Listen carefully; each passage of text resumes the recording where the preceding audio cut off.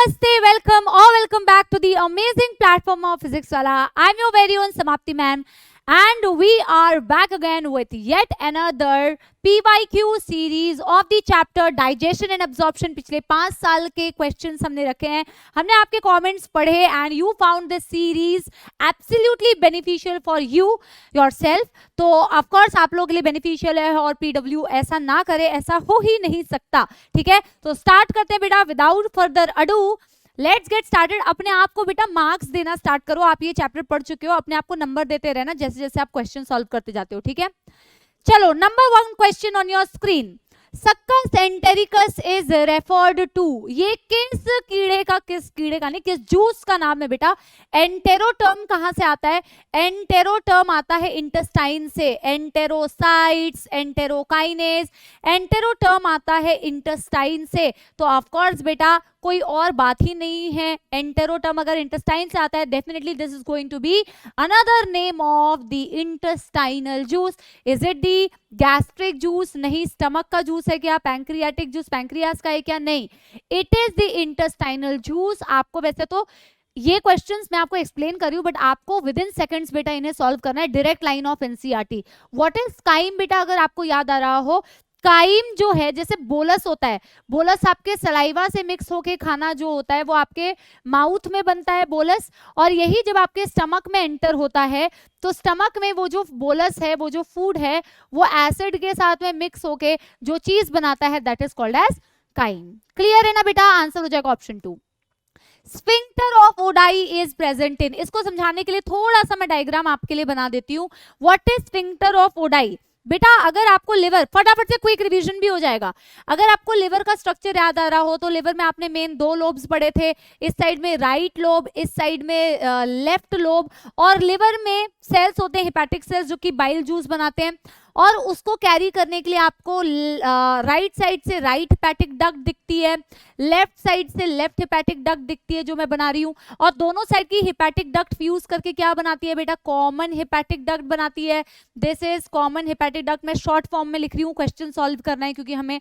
Common hepatic duct आगे जाके किसकी डक्ट से मिलती है? यहाँ गॉल ब्लैडर होता है, गॉल ब्लैडर से सिस्टिक डक्ट निकलती है बच्चों.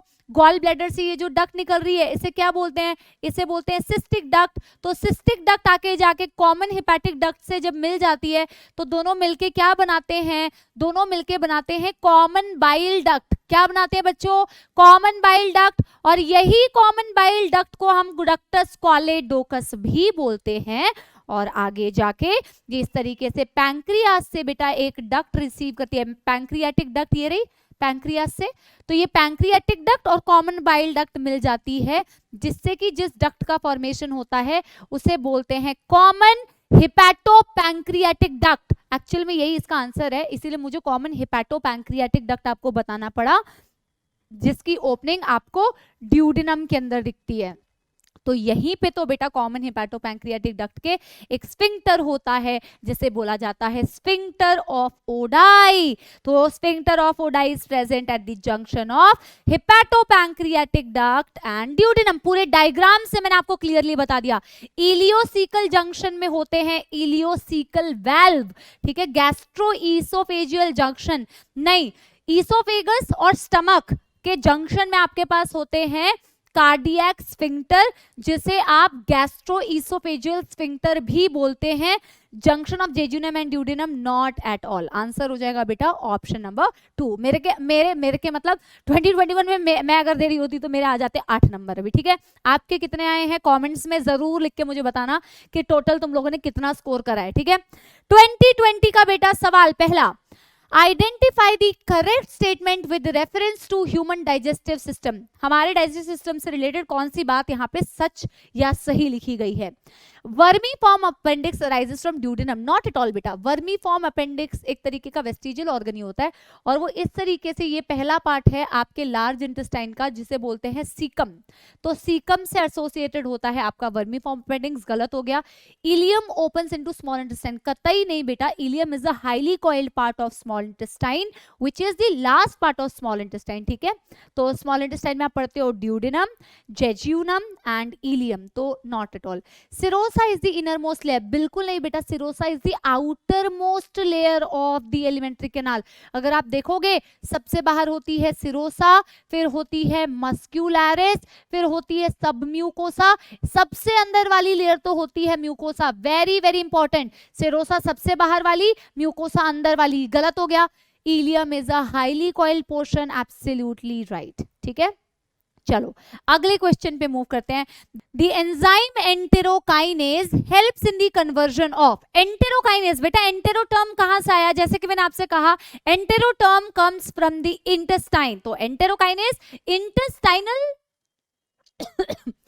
जूस का की एक सिक्रीशन होता है। ठीक है, ये एक डाइजेस्टिव एंजाइम नहीं है, ये फूड के किसी कंपोनेंट को नहीं तोड़ सकता। तो मैम इसकी क्या जरूरत है बेटा, ये जो भाई साहब है ना, अगर ये ना होते तो आपका प्रोटीन डाइजेशन इनकम्प्लीट रह जाता। मैम वो कैसे बेटा, स्टमक से तो कुछ प्रोटीन डाइजेशन हो जाता पेप्सिन की मदद से, लेकिन एंटेरोकाइनेज ना होता तो प्रोटीन डाइजेस्टिंग एंजाइम ट्रिप्सिनोजन, जो कि कौन से जूस में पाया जाता है, पैंक्रियाटिक जूस में, इनका कन्वर्जन ही ट्रिप्सिन में ना होता। और अगर इनका कन्वर्जन ट्रिप्सिन में ना होता तो ट्रिप्सिन आगे जाके बाकी पैंक्रियाटिक जूस के एंजाइम्स को कैसे एक्टिवेट करते। समझ में आ गई बात, यानी enterokinase is very important for conversion of trypsinogen into trypsin. Pepsinogen को पेप्सिन में कौन कन्वर्ट करता है, HCl। प्रोटीन इनटू पॉलीपेप्टाइड्स का कोई रोल नहीं है।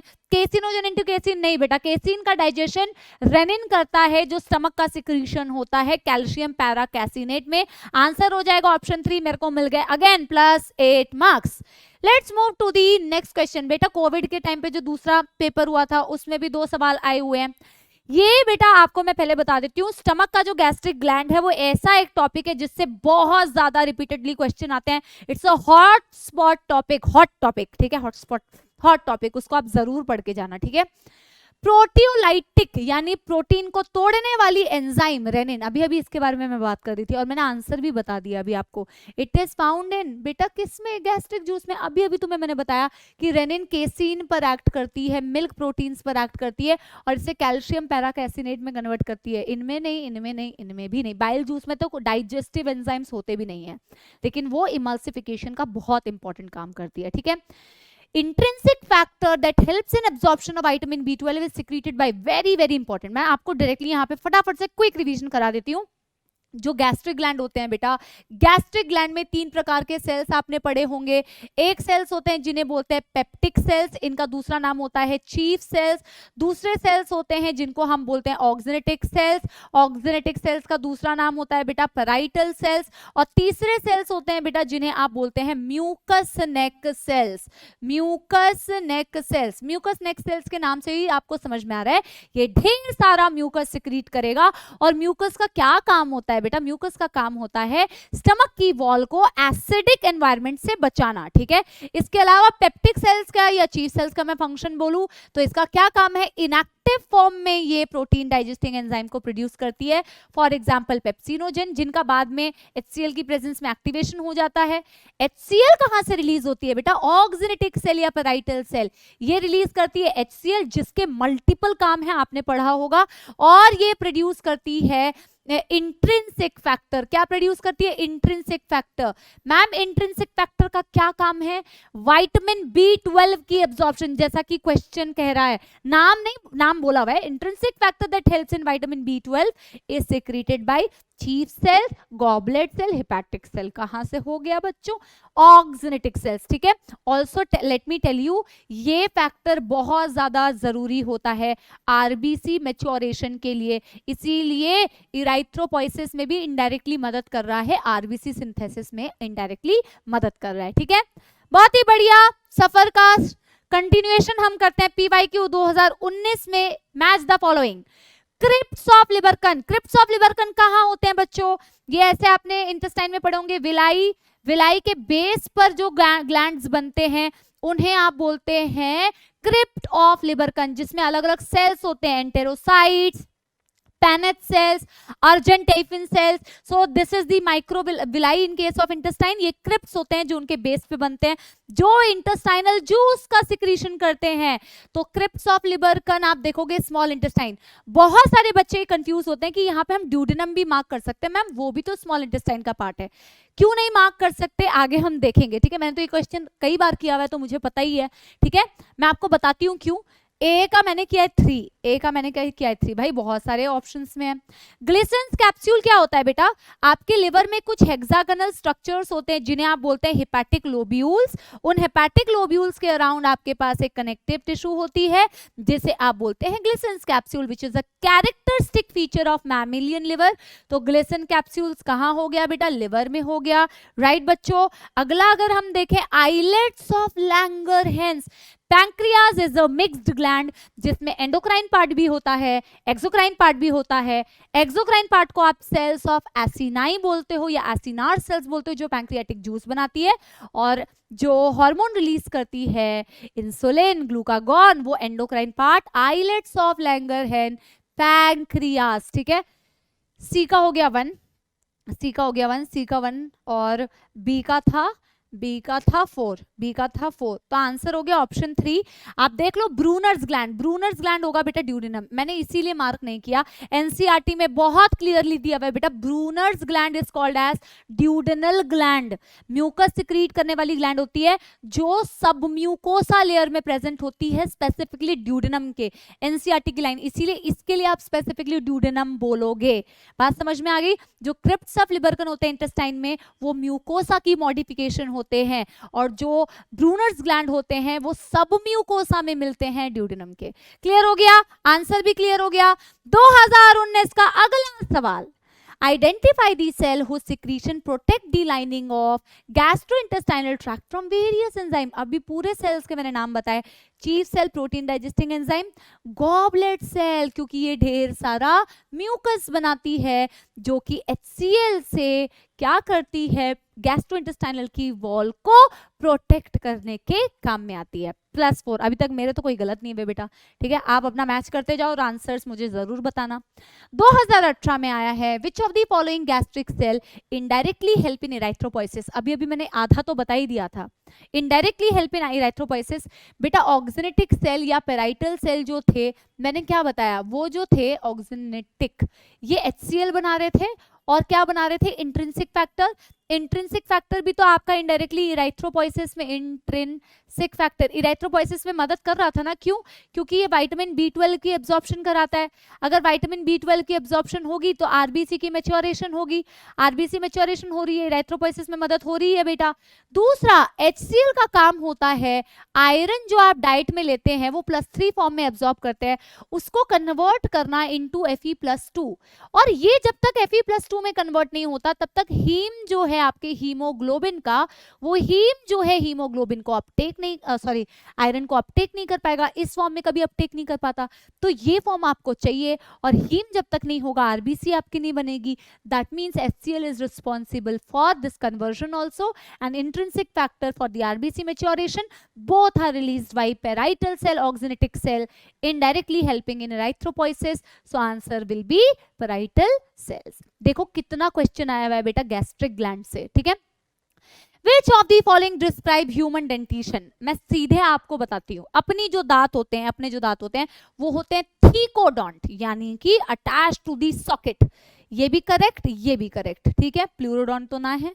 डाइफायोडोंट भी होते हैं क्योंकि जीवन में 2 बार आते हैं. सारे दांत 2 बार नहीं आते, last molar and both the premolars, इनको छोड़ के हमारे सारे दांत यूजुअली 2 बार आते हैं. That is why diphyodont. Milk teeth replaced by the permanent set of teeth. Diphyodont भी करेक्ट हो गया. ठीक है, होमोडोंट है क्या हमारे दांत? बिल्कुल भी नहीं बेटा, हमारे दांत होमोडोंट नहीं होते. हमारे दांत हेटेरोडोंट होते हैं because they come because we have got different types of teeth. We have got incisors, canine, premolar, molar. हमारे पास अलग अलग टाइप के दांत होते हैं जिसे हम बोलते हैं हेटेरोडोंट. आंसर हो जाएगा थीकोडोंट, डाइफायोडोंट एंड हेटेरोडोंट. ठीक है, बहुत ही बढ़िया बच्चों. अगले सवाल की ओर मूव करते हुए चलते हैं. Which cells of crypts of Lieberkühn secrete antibacterial enzyme? Lysozyme. तो लाइसोजाइम को सिक्रीट करने वाले जो सेल्स होते हैं बेटा वो होते हैं पैनेथ सेल्स। पैनेथ सेल्स जो होते हैं they will specifically release the anti bacterial enzyme lysozyme. Crypts of Lieberkuhn के अलग अलग सेल्स होते हैं, एंटेरोसाइट्स होते हैं जो मैक्सिमम इंटेस्टाइनल जूस बनाते हैं। इसके अलावा पैनेथ सेल्स होते हैं जो एंटी बैक्टीरियल एंजाइम्स बना रहे हैं। इसके अलावा अर्जेंटेपिन सेल्स होते हैं जो कुछ हार्मोनल कंट्रोल करते हैं। सो आंसर विल बी बेटा पैनेथ सेल। जाइमोजन सेल्स बेटा वो होते हैं ऐसे कोई भी सेल जो एंजाइम्स को इनएक्टिव फॉर्म में रिलीज करते हो, जैसे कि प्रोटीन वाली एंजाइम आप देख रहे हो ना स्टमक में इनएक्टिव फॉर्म में रिलीज हो रही है, तो वो जाइमोजेनिक सेल्स हो जाएंगे। इनएक्टिव एंजाइम्स के लिए हम जाइमोजन टर्म भी यूज करते हैं। कफर सेल्स बेटा फैगोसाइटिक सेल्स या मैक्रोफाजेस होती है आपकी लिवर की, ठीक है, तो ये तो होगा ही नहीं। Which one of the following best represent the enzyme composition of pancreatic juice? जरा देख लो बेटा फटाफट से कौन सा पैंक्रियाटिक जूस का एंजाइम है।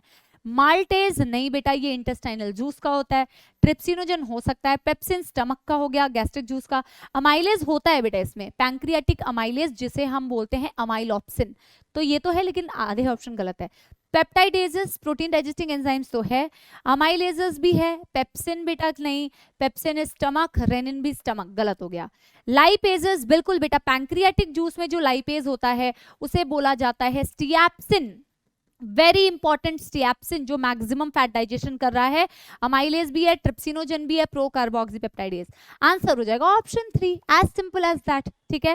Let's look at the last question, आखिरी क्वेश्चन बेटा फटाफट से सही से सॉल्व करो।